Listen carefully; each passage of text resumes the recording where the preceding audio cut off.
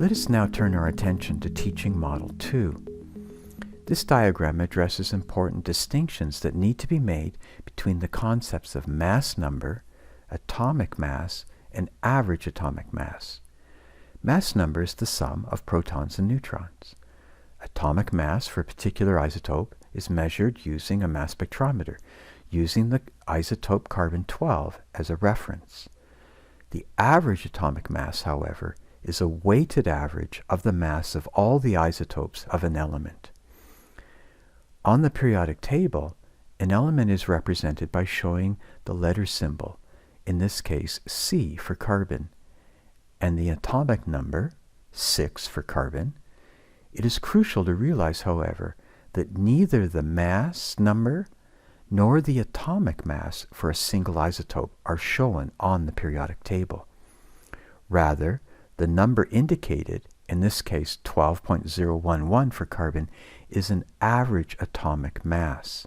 It is calculated by finding a weighted average, considering the atomic mass of each of the isotopes and also considering their relative abundance.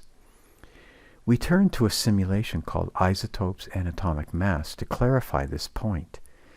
Here is a cartoon representation of the carbon-12 isotope. This isotope has 6 protons, 6 electrons, and given that the mass number is equal to 12, there must be 6 neutrons. 6 protons plus 6 neutrons equals 12.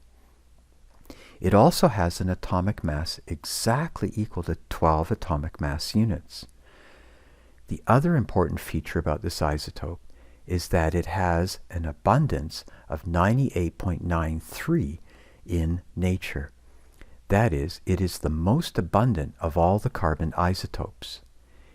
If we add one additional neutron, we generate carbon-13 with an atomic mass of 13.00335 atomic mass units. We see that this isotope has only a 1.07% abundance. These are the only isotopes for carbon that are present in significant amounts. The average atomic mass for carbon will be a weighted average of the mass of these 2 isotopes. The average mass, therefore, will be a value closer to the mass of the more abundant isotope. And indeed, the diagram in Teaching Model 2 shows an average atomic mass of 12.011 atomic mass units, a number that is closer to 12 than 13. For the last part of this video, let us see how all of this information can be compiled into determining the number of subatomic particles present for a given isotope. By completing the following chart, you should be able to tackle the exercises at the end of the chemact 3. You may wish to stop the video and complete the chart before viewing the answers. We start with the isotope nickel 59. Note that the symbol does not show the atomic number for this isotope, but given that we know that the element is nickel, the atomic number can be obtained from the periodic table. Therefore, Z, the atomic number, is equal to 28. A, the mass number, is equal to 59. The number of protons is equal to 28. The number of electrons is also equal to 28. We know this because we're dealing with a neutral atom, and protons must equal the number of electrons. And the number of neutrons is found by subtracting the number of protons from the mass number.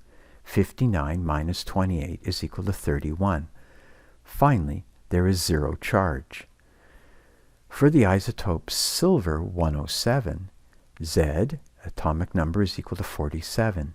A, mass number, is equal to 107. The number of protons, of course, is also 47, but the number of electrons equals 46. This is because the isotope has a +1 charge. This can only happen if the number of electrons is 1 less than the number of protons. Finally, the number of neutrons is equal to 60, and of course, the charge is equal to +1.